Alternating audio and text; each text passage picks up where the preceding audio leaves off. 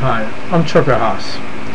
The reason I'm on this YouTube is because the fact is I am done with this over-the-road driving, truck driving thing. It's not what it is. It's not. And I'm not talking to the ones that are out there already. I'm talking to the wannabes or the newbies. If you're really considering getting into this career, okay? The fact is, after you go through your truck driving school, they don't show you or teach you everything that you need to know. All they give you is what you need to know is to get that license in your pocket. Okay, that's a good start, but you can't get the full knowledge of being over the road or someone down as a driver. And they have these over-the-road companies. They work with these trucking schools through America, everywhere, because you can always be replaced. That's why they have orientation every week at these trucking schools, which you will be going to. And what's going to happen is you're going to go to orientation, and they're going to tell your family, you're part of the family, but actually you're just a truck number or employee number. Okay, you're going to go through your orientation, and finally you got to go with a mentor. Now, sometimes it's by how many weeks you got to be out there with him, or how many hours you got to be with him. 240, 250 hours. Then finally, you get your truck. See, that's what all drivers want. They want their truck. They want to see their truck. So you're going to feel good, like, yeah, finally I got my own truck. That's all good feeling. Been there. I know what I'm saying, man, because I was happy as shit when every time I got a truck. Yeah, it depends. But I was disappointed. I was really disappointed because the majority of the time when I got the truck, it had over 400,000 miles on it. It had a lot of mechanical problems. So I know drivers saying, well, that's the companies you run with. Well, the word is companies with an S. Companies. They're all the same.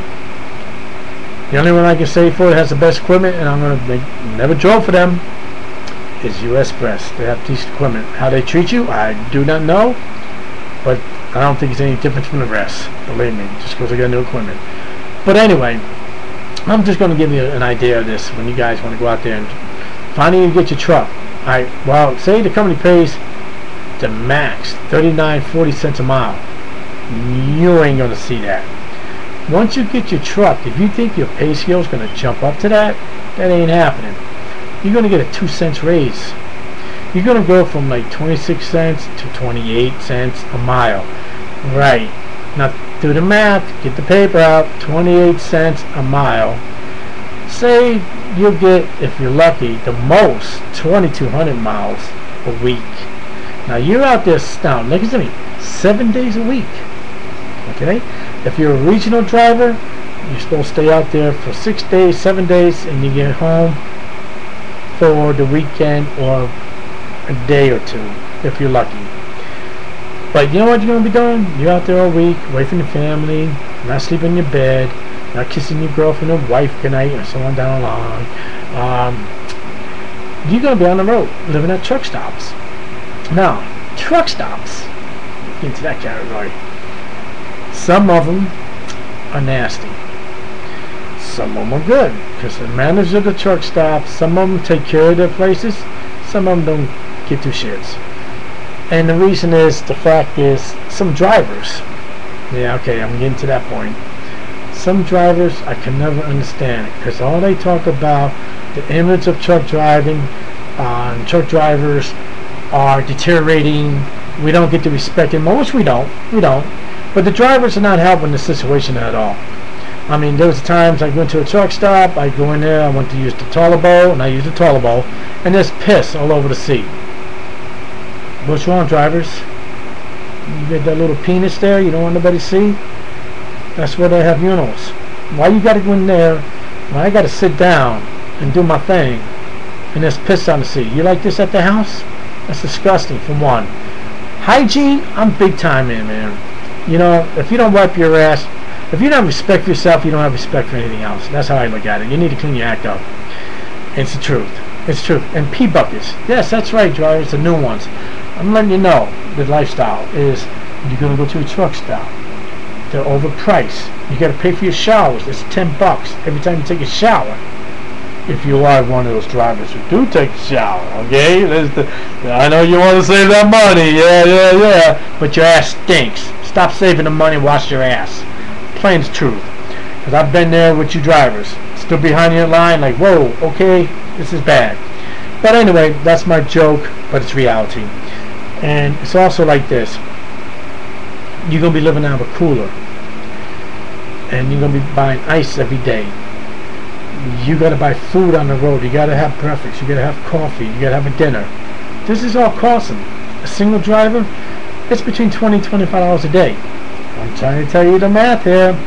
So far, we're talking $35 for a day of your breakfast and your dinner.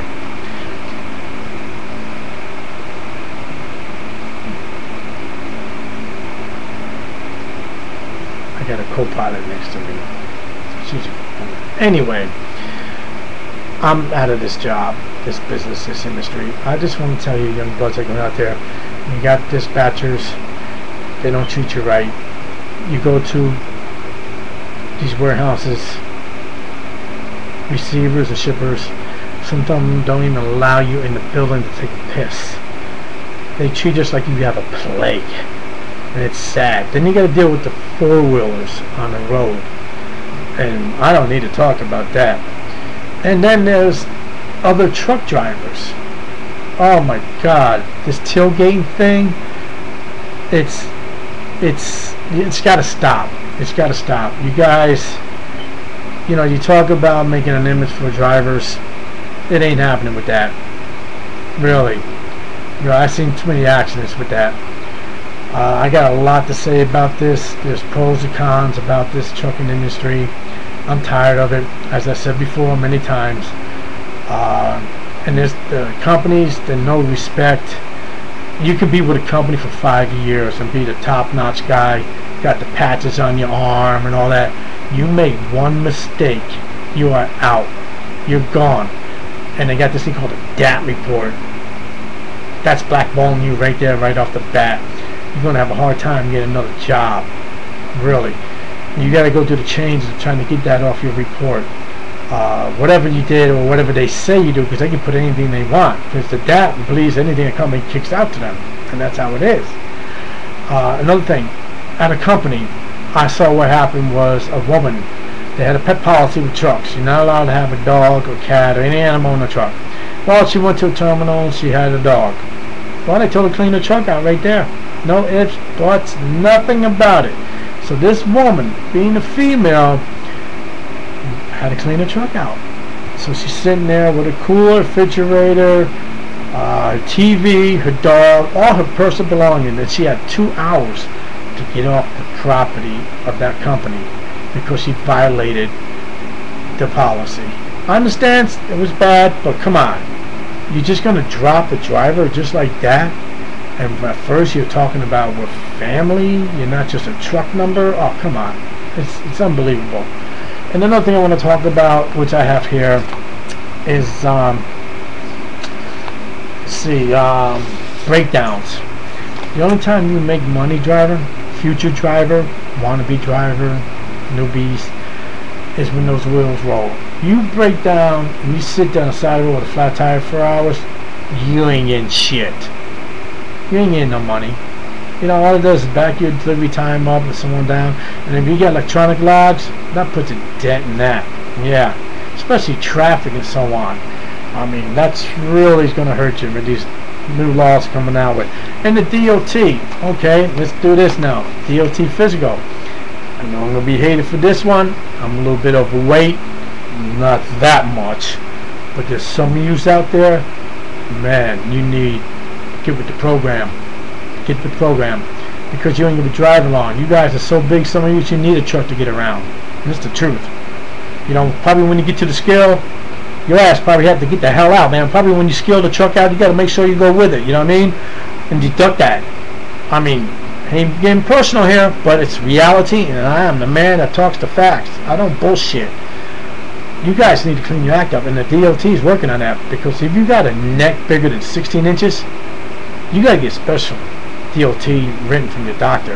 And if your waist is more than 40, Oh, I'm out of the picture right there myself, driver. I got a 44 ways. I'm not going to lie.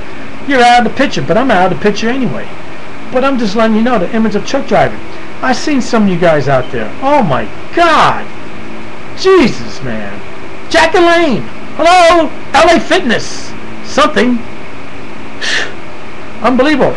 I'm telling you what, I'm marketing this product. It's called Scrub Brush. It's going to be like fucking adjustable too long. So this shit will reach your ass when you wash. So there's no excuses for this, okay? Because I stood behind some of you guys at a truck stop.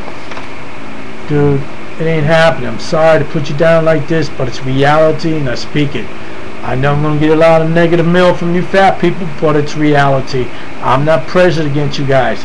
It's just that you're making the trucking industry look bad, and it's sad. And these companies going to be, you know what? Take it from me. These companies going to be dropping you. Not that I'm looking forward for that. You're going to be out of work. And these companies, you know, just to cover their ass, they're going to be dropping you because they're not going to put up with that. Really, they're not. They're not. What else I got here? Let's see. Oh, yeah. Terminals. These big trucking companies. Bad enough I got to pay for my laundry on the road. You know, the high expenses I have to pay when I'm there at the truck stops. I get to my terminal. I got to pay for my own laundry. Not being cheap, but when I work for this company, you think we get free laundry there? I mean, it's ridiculous. And, oh, idling. Oh, you cannot idle. I don't know if I got into this conversation. That idling, some companies don't allow you that. Oh, hell no. And my one company, the company I was driving for, was telling me stop at a terminal and get a fan. What are you, for real? A fan? I'm in Texas. It's 107 degrees. I don't want to truck. I didn't care. And they send you these safety messages. Oh, you know, for your safety, make sure you get a comfort sleep.